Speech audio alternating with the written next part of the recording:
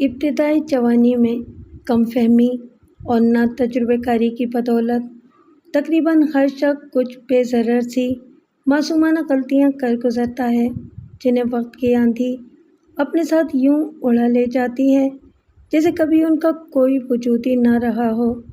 مگر کبھی کبھی کوئی بے ضمیر انسان کسی معصوم سے اس کی غلطی کی قیمت طلب کرنے بھی پہنچ جاتا ہے۔ السلام علیکم لسنرز، آئیے محمود احمد مودی کی ایک نئی کہانی سنتے ہیں جس کا عنوان ہے مول تول۔ تو آئیے شروع کرتے ہیں۔ سہیل اعلیٰ درجے کے اس ریسٹورانٹ میں بیٹھا بے تابی سے روبینہ کا انتظار کر رہا تھا۔ اسے یقین تو نہیں تھا کہ وہ آئے گی، لیکن ایک موہوم سی امید کے سہارے وہ انتظار کرنے پر مجبور تھا۔ حالات ہی ایسے تھے، وہ ایک ڈوبتا ہوا آدمی تھا اور اسے تنکے کا سہارا بھی غنیمت نظر آ رہا تھا۔ اپنے مستقبل کو بچانے کے لیے وہ اس سے پہلے بھی بہت کچھ کر گزرا تھا اور آج پھر وہ ایک اہم قدم اٹھانے کے لیے تیار تھا۔ بالآخر ہال کا شیشے کا دروازہ کھلا اور روبینہ نے اندر قدم رکھا۔ اس پر نظر پڑتے ہی سہیل کے دل کی دھڑکن بے حد تیز ہو گئی۔ وہ برسوں بعد اسے دیکھ رہا تھا، مگر وہ تقریباً ویسی کی ویسی ہی تھی۔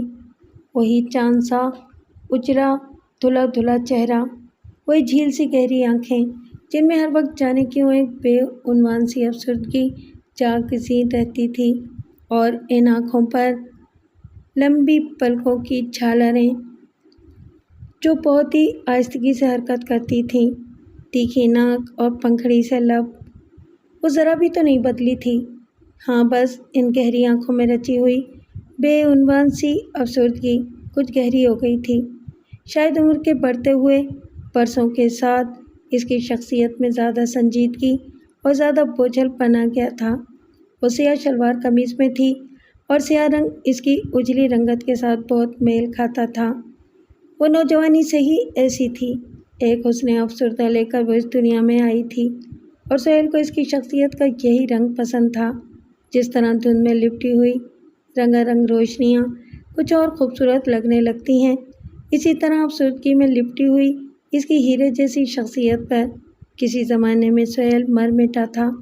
اسے آج بھی یاد تھا کہ برسوں پہلے جب اس نے لاہور کے کالج میں پہلی بار اس لڑکی کو دیکھا تھا تو اس کا دل دھڑکنا بھول گیا تھا۔ اس وقت بھی وہ ایسے ہی سیاہ لباس میں تھی۔ وہ کبھی کبھار سیاہ لباس پہنتی تھی اور جب پہنتی تھی تو اس پر سے سہیل کی نگاہ ہی نہیں ہٹتی تھی۔ لڑکوں میں سہیل بھی بے حد وجیح تھا اور خوش لباس بھی۔ اس نے گویا کبھی سنجیدہ ہونا سیکھا ہی نہیں تھا۔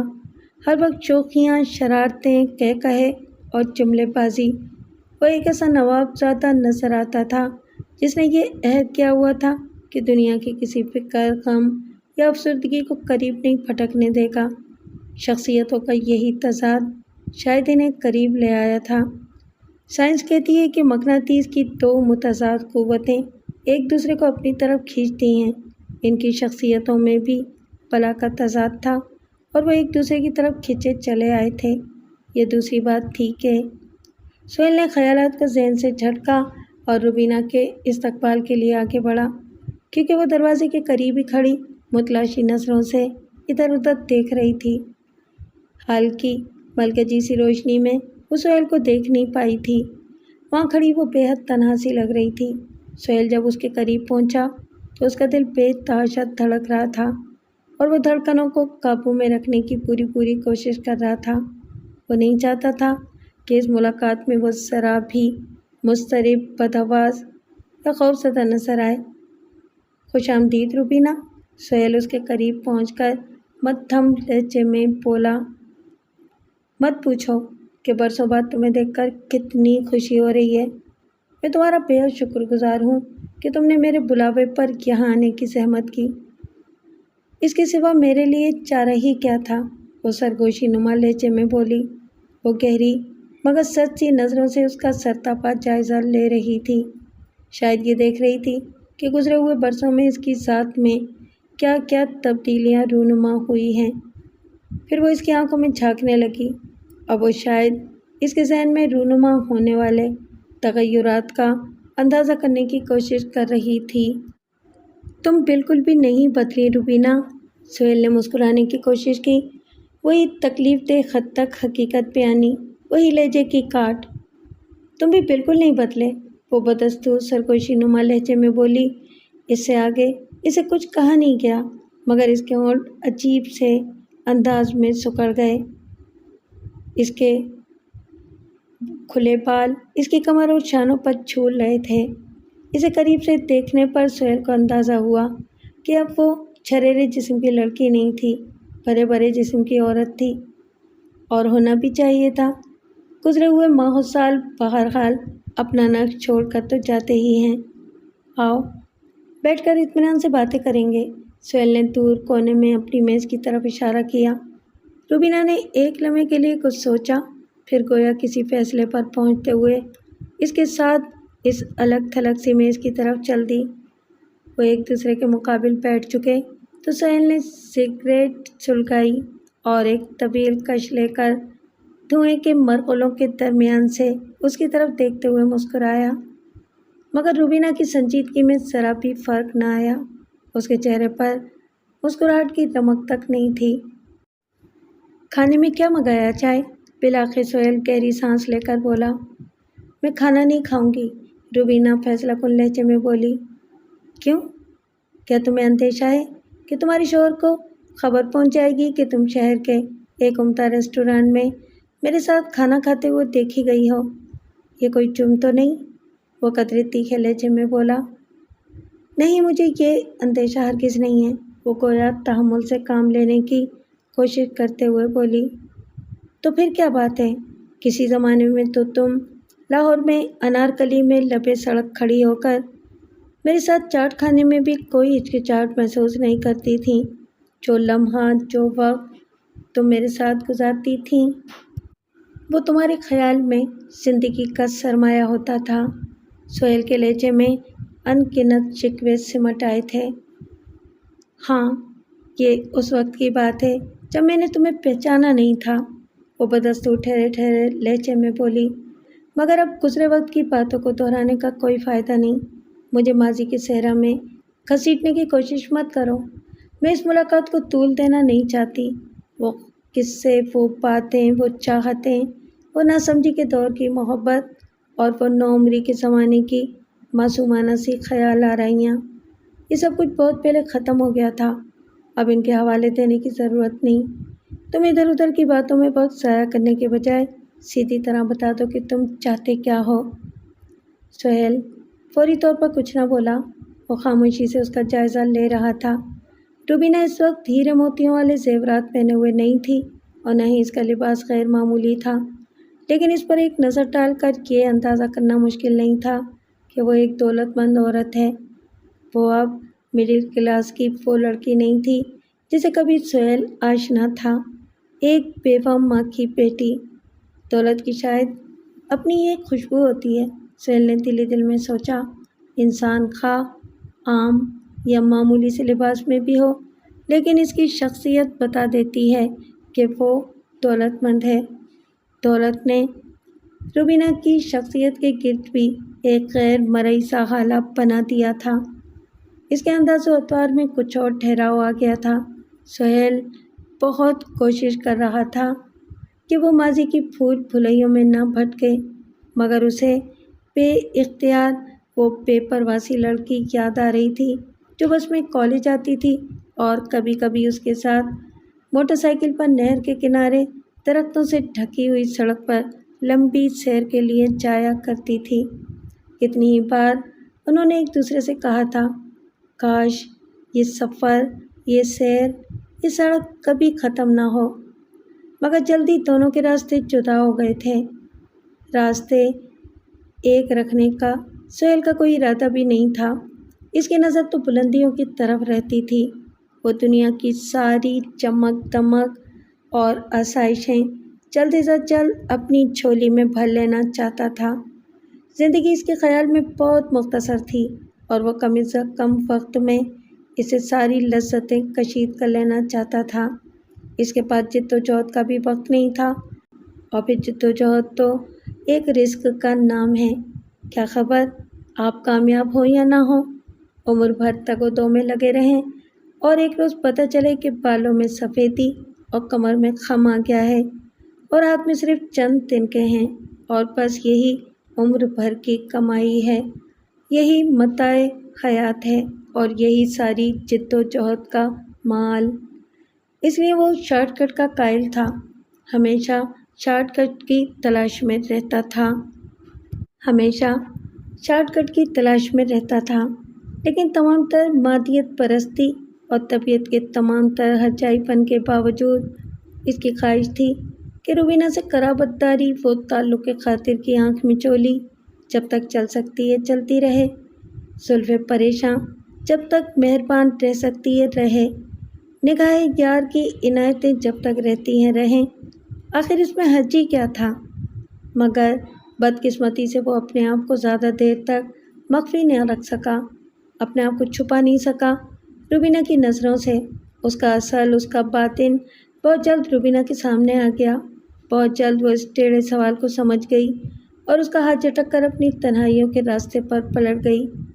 سہیل کو معلوم نہیں ہو سکا تھا کہ خوابوں کی شکستگی پر روبینہ کا رد عمل کیا تھا، اس پر کیا گزری تھی، خوابوں کے شیش محلوں کی کرچیاں سینے سے لگائے اس نے کس طرح روز و شب بتائے تھے۔ اسے تو اگر ہلکا سا پچھتاوا تھا تو صرف اس بات کا کہ ایک دلچسپ مشغلہ ختم ہو گیا تھا، معطر شامیں روٹھ گئی تھیں۔ وہ میز پر کونیاں ٹکا کر اس کی طرف قدرے جھکتے ہوئے خوابناک لہجے میں بولا، بظاہر تم واقعی زیادہ نہیں بدلی، لیکن در حقیقت تم بہت بدل گئی ہو۔ شاید تم کئی سال سے کراچی میں ہو، شاید یہاں کی آب و ہوا نے تم پر اثر ڈالا ہے، یا پھر شاید اس دولت مند آدمی سیٹھ رفیق سے شادی کرنے کے بعد تم میں بہت تبدیلی آ گئی ہے، کچھ عجیب سی ہو گئی ہو تم۔ اگر تمہاری مراد یہ ہے کہ میں پہلے جیسی نادان، بے وقوف اور بے پرواہ نہیں رہی تو تمہارا خیال درست ہے، مجھ میں واقعی اب نوجوانی والی وہ خصوصیات نہیں رہیں اور اس کے لیے میں خدا کی بے حد شکر گزار ہوں، وہ کاٹدار آواز میں بولی۔ لیکن خوبصورت تم پہلے سے زیادہ ہو گئی ہو، سہیل نے کہا۔ مجھے یقین ہے کہ تم نے نہایت خاص انداز میں، نہایت پرمعنی الفاظ میں مجھے فون کر کے یہاں اس لیے نہیں بلایا کہ مجھے بتا سکو کہ میں پہلے سے زیادہ خوبصورت ہو گئی ہوں، وہ پہلے سے بھی زیادہ کاٹدار لہجے میں بولی۔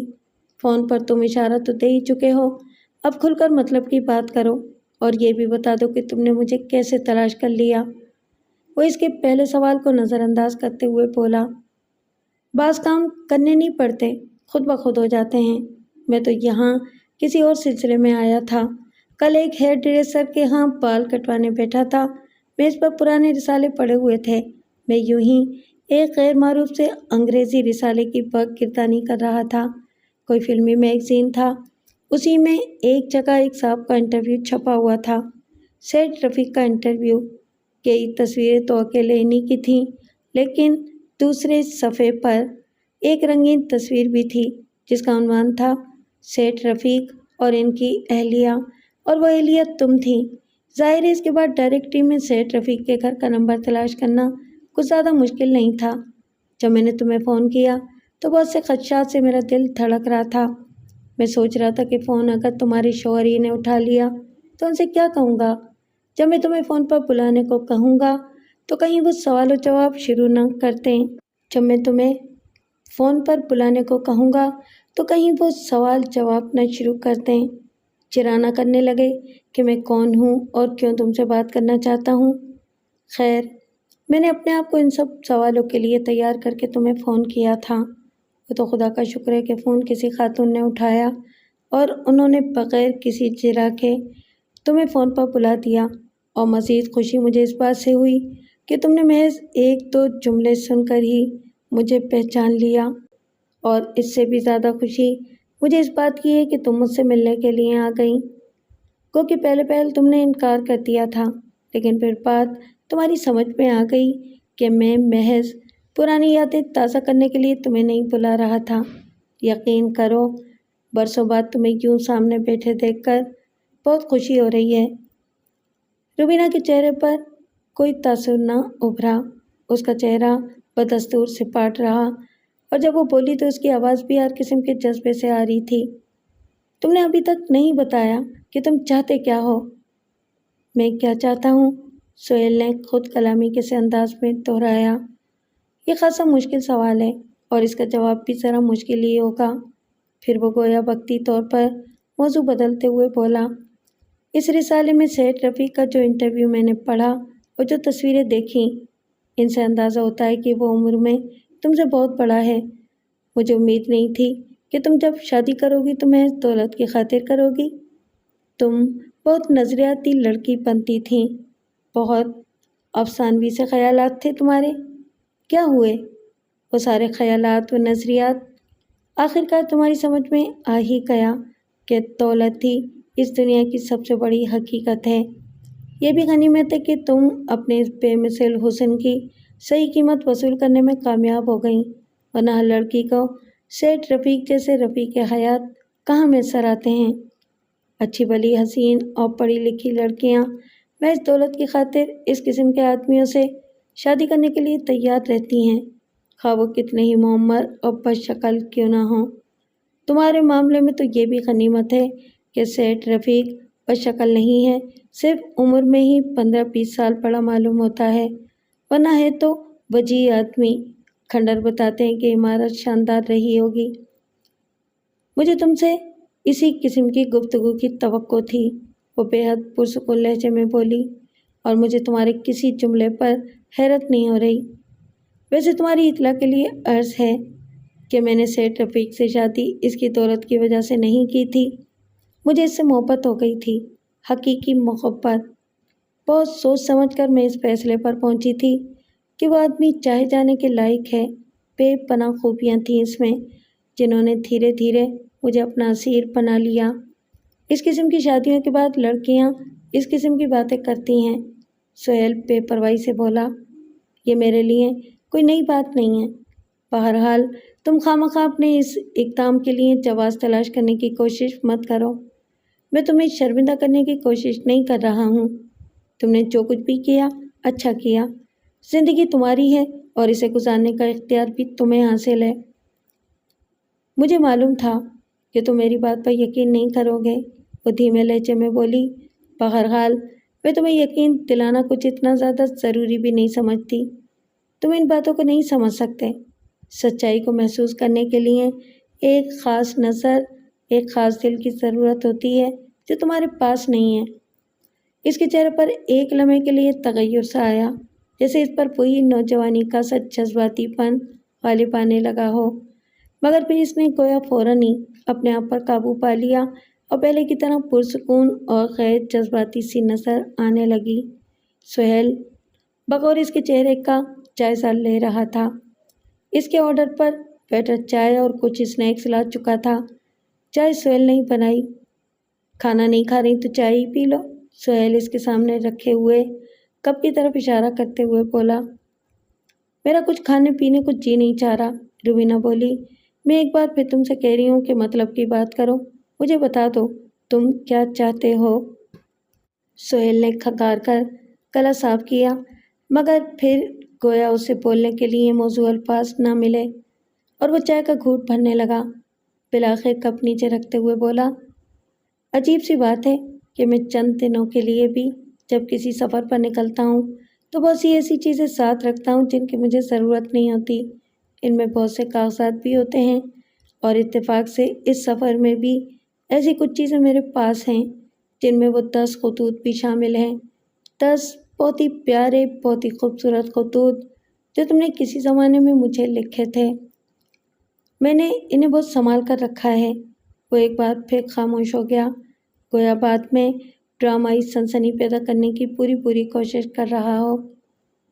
روبینہ کے چہرے پر ہلکی سی زردی آ گئی، مگر وہ بدستور ہموار لہجے میں بولی، تم خاموش کیوں ہو گئے؟ مطمئن رہو، میں پوری بات کروں گا۔ سہیل مسکرایا۔ مسکراہٹ کچھ فاتحانہ سی تھی، جیسے اسے یقین ہو کہ اب ترپ کا پتہ اس کے ہاتھ میں ہے۔ کل سے اب تک میں ان خطوط کو کئی بار پڑھ چکا ہوں، وہ ایک لمحے کے توقف کے بعد بولا۔ مگر ان میں ایسی کون سی بات ہے؟ روبینہ اپنے لہجے کی کپکپاہٹ پر قابو رکھنے کی کوشش کرتے ہوئے بولی۔ وہ ایک نوجوان اور جذباتی لڑکی کے خطوط ہیں جسے دنیا کی اونچ نیچ کا علم نہیں تھا، اور جو ایسے لڑکے کو اپنے خوابوں کا مرکز بنائے ہوئے تھی جو اس مقام کا حقیقت میں اہل نہیں تھا۔ کہیں کہیں ان خطوط میں اس لڑکی نے افسانہ تراشی بھی کی ہے اور شاعری بھی بھگاری ہے۔ بہت سے انسان زندگی کے کسی نہ کسی دور میں اس قسم کے جذباتی مگر بے ضرر سے خطوط ضرور لکھتے ہیں۔ یہ تو تم کہہ رہی ہو نا، انہیں بے ضرر تو تم قرار دے رہی ہو، وہ ایک ایک لفظ پر زور دیتے ہوئے بولا۔ دوسرے پڑھنے والے تو ان سے نہ جانے کیا کیا معنی اور مطالب اخذ کر سکتے ہیں۔ ان جذباتی لفظوں کی تہ سے وہ نہ جانے کیا کیا مفہوم برآمد کر سکتے ہیں۔ ان خطوط کو لکھے ہوئے چونکہ تمہیں کافی عرصہ بیت چکا ہے، اس لیے تمہیں صحیح طور پر یاد نہیں رہا کہ وہ تمہارے لیے کتنے خطرناک، میرا مطلب ہے کہ نقصان دہ ثابت ہو سکتے ہیں۔ روبینہ ایک لمحے کے لیے اس کی طرف دیکھتی رہ گئی، گویا اسے یقین نہ آ رہا ہو کہ جو کچھ وہ کہہ رہا ہے وہ واقعی اس کی زبان سے ادا ہو رہا ہے۔ بالآخر وہ سرسراتی ہوئی آواز میں بولی، اور تم خود بھی یہی چاہتے ہو کہ اگر کوئی ان خطوط سے غلط مطلب اخذ کرنا چاہے تو کر لے؟ سہیل شاطرانہ سے لہجے میں بولا، یہ تو حالات پر ہی منحصر ہے کہ میں کیا چاہوں گا۔ ہو سکتا ہے میں ایسا چاہنے پر مجبور ہو جاؤں، اور ہو سکتا ہے کہ مجھے ایسا چاہنے سے روک دیا جائے۔ یہ دراصل تمہارے ہاتھ میں ہوگا۔ وہ ایک ٹک اس کی طرف دیکھتی رہ گئی، وہ گویا بمشکل اپنی آنکھوں میں چھلک آنے والے آنسوؤں کو روکے ہوئے تھی۔ جب وہ بولی تو اس کی آواز میں بہت ہلکی سی لرزش تھی۔ مجھے معلوم تھا کہ تم کچھ اسی قسم کی ذہنیت کے مالک ہو، اور تمہارے اور میرے راستے جدا کرنے میں جہاں دوسری بہت سی باتوں کو دخل تھا، وہاں تمہاری ذہنیت کا بھی بہت بڑا ہاتھ تھا۔ اس کے باوجود جانے کیوں لاشعوری طور پر مجھے پھر بھی یہ یقین تھا کہ حقیقت میں تم کبھی اتنا نہیں گر سکتے، تم کبھی عملی طور پر اس قسم کا کوئی قدم نہیں اٹھا سکتے۔ اسی لیے میں تم سے ترک تعلق کے بعد بھی کبھی کبھار دل ہی دل میں تمہیں اچھے الفاظ میں یاد کر لیا کرتی تھی، لیکن آج مجھے معلوم ہو گیا ہے کہ تم میری سوچوں سے بھی کہیں زیادہ گھٹیا آدمی ہو۔ تم چند معصومانہ سے خطوط کی بنیاد پر اس لڑکی کو بھی بلیک میل کرنے سے باز نہیں رہ سکے جسے کبھی تم محبت کے دعوے کیا کرتے تھے۔ میرے دل میں تمہارے لیے جو تھوڑی بہت جگہ تھی اب وہ بھی نہیں رہی۔ میں شاید ایسا نہ کرتا، لیکن مجبوری آن پڑی ہے، وہ سرسری سے لہجے میں بولا۔ اس کے لہجے میں صداقت کی ذرا سی بھی جھلک نہیں تھی۔ وہ بات جاری رکھتے ہوئے بولا، تمہیں معلوم ہی ہے میں نوجوانی سے اونچے خواب دیکھتا آیا ہوں۔ کبھی کبھار میرے خوابوں کی تکمیل کی تھوڑی بہت امید پیدا ہونے لگتی ہے، مگر پھر کچھ نہ کچھ دشواریاں سامنے آ جاتی ہیں۔ بڑا بزنس شروع کرنے کے لیے میرے پاس سرمایہ نہیں ہے، چھوٹے کاموں میں دل نہیں لگتا، کبھی کبھار مجبوراً کوئی چھوٹا موٹا کام یا ملازمت کرتا بھی ہوں تو بے دلی سے کرتا ہوں، ظاہر ہے اس میں کامیابی نہیں ہوتی۔ روبینہ کو جیسے کچھ یاد آ گیا، وہ اس کی بات کاٹتے ہوئے آہستگی سے بولی، تم نے شادی نہیں کی اب تک؟ کی تھی، وہ مسکرایا، آخر میں یہی تو میرے پاس کامیابی کا ایک شارٹ کٹ رہ گیا تھا، ایک امریکہ پلٹ لڑکی سے شادی کی تھی۔ مجھے امید تھی کہ میں بہت بڑا ہاتھ مارنے میں کامیاب ہو گیا ہوں، بہت امیر باپ کی بیٹی تھی وہ، مگر انہیں نہ جانے کیوں میری عادتیں پسند نہیں آئیں۔ میں نے تو یہ ظاہر کرنے کی کوشش کی تھی کہ مجھ میں ترقی کی بڑی لگن ہے، لیکن انہوں نے مجھے لالچی قرار دے دیا، اور بھی کچھ اختلافات تھے، انہوں نے مجھے مجبور کر دیا کہ لڑکی کو طلاق دے دوں۔ یہ امیر لوگ بہت چالاک ہوتے ہیں، بہت ہتھ کنڈے ہوتے ہیں ان کے پاس۔ میں نے ان سے چمٹے رہنے کی کوشش کی، لیکن انہوں نے دودھ سے مکھی کی طرح مجھے نکال پھینکا۔ بڑا افسوس ہوا سن کر، وہ طنزیہ لہجے میں بولی، اپنی اوقات کے حساب سے تم نے بہت بڑا داؤ کھیلا، مگر اس میں بھی ناکامی ہوئی۔ چنانچہ اب تم نے سوچا ہے کہ کیوں نہ اپنی پرانی محبوبہ کو بلیک میل کیا جائے۔ تم بہت بے رحمانہ زبان استعمال کر رہی ہو، وہ مصنوعی معصومیت سے بولا۔ میرا مقصد تو صرف یہ تھا کہ وہ خطوط ایک طرح سے تمہاری امانت ہیں، کیوں نہ تمہیں لوٹا دیے جائیں۔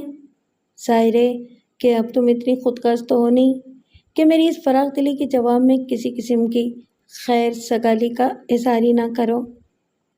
تمہیں کتنی رقم چاہیے ان خطوط کے عوض؟ روبینہ نے اس کی آنکھوں میں آنکھیں ڈال کر پوچھا۔ اس کی خود اعتمادی اور لہجے کا ٹھہراؤ واپس آ چکا تھا۔ تم تو بالکل ہی دو ٹوک انداز میں بات کر رہی ہو، وہ قدرے حیرت سے بولا۔ میں تو اس لیے اس انداز میں بات نہیں کر رہا ہوں کہ پرانے مراسم کا خیال آڑے آ رہا ہے۔ میں اس انداز میں بات کرتے ہوئے ڈر رہا تھا کہ تمہیں ناگوار نہ گزرے اور الفاظ تمہیں زیادہ کھردرے محسوس نہ ہوں، لیکن معلوم ہوتا ہے کہ ایک خالص کاروباری آدمی کی رفاقت نے تمہیں دو ٹوک انداز میں کاروباری گفتگو کرنا سکھا دیا ہے۔ جب اصل مقصد سامنے ہو تو پھر بات کو ادھر ادھر گھمانے سے کیا فائدہ؟ روبینہ حقارت آمیز سی نظروں سے اس کی طرف دیکھتے ہوئے بولی۔